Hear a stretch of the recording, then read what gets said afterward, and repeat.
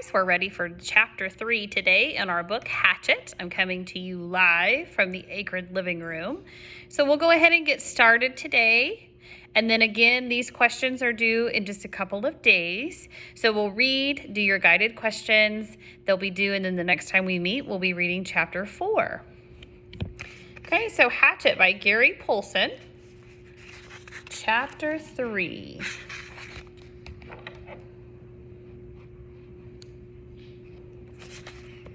And if you're turning in your book,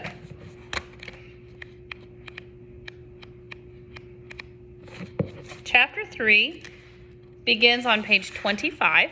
Again, if you're someone who needs to have a hard copy and you don't want to do the digital copy that I provided, just let me know and I'm happy to mail one out to you.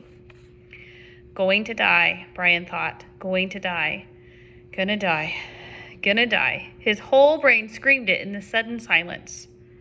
He wiped his mouth with the back of his arm and held his nose down. The plane went into a glide, a very fast glide, and that ate the altitude, and suddenly there weren't any lakes. All he had seen since he started flying over the forest was lakes, and now they were gone. Gone. Out in front, far away at the horizon, he could see lots of them glittering blue in the late afternoon sun. But he needed one right in front. He desperately needed a lake right in front of the plane, and all he saw through the window were trees, green death trees. If he had to turn, he didn't think he could keep the plane flying. His stomach tightened into a series of rolling knots, and his breath came in short bursts. There, not quite in front, but slightly to the right, he saw a lake. It was L-shaped with rounded corners. The plane was nearly aimed at the long part of the L, coming right from the bottom and headed to the top, just a tiny bit to the right. He pushed the right rudder pedal gently, and the nose moved over. But the nose cost him speed, and now the lake was above his nose.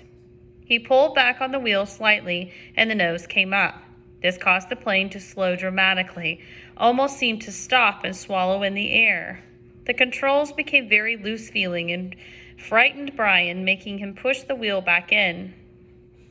This increased the speed a bit, but tilted the windshield once more with nothing but trees, but put the lake well above the nose and out of reach. For a space of 3 or 4 seconds, which seemed to hang almost to a stop, the plane was flying, but so slowly, he would never reach the lake.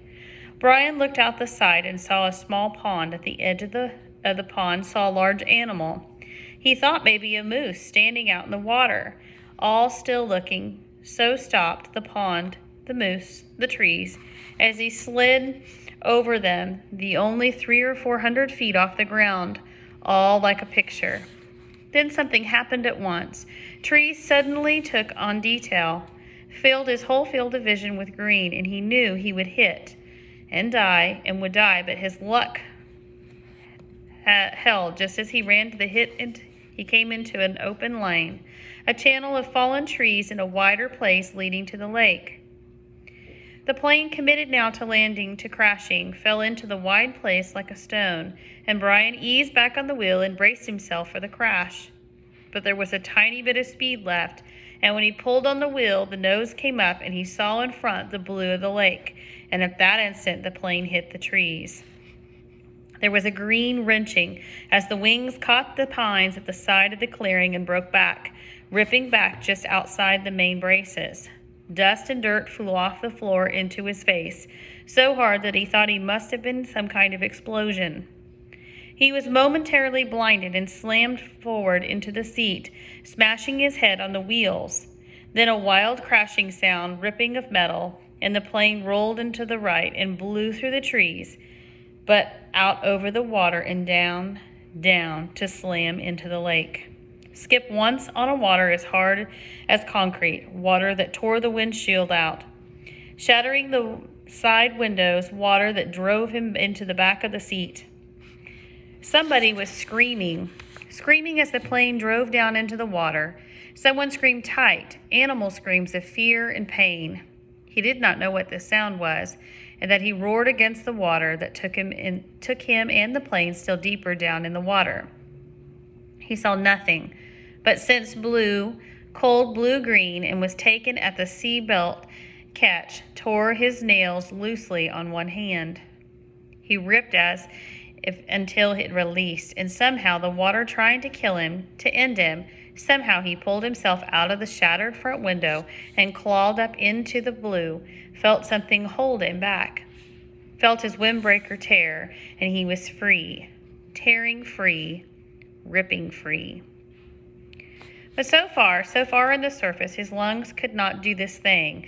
He could not hold, and were though he was sucked water, took a great pull of water that would finally take him, and his head broke into the light, and he vomited and swam and pulled without knowing where he was or what he was doing.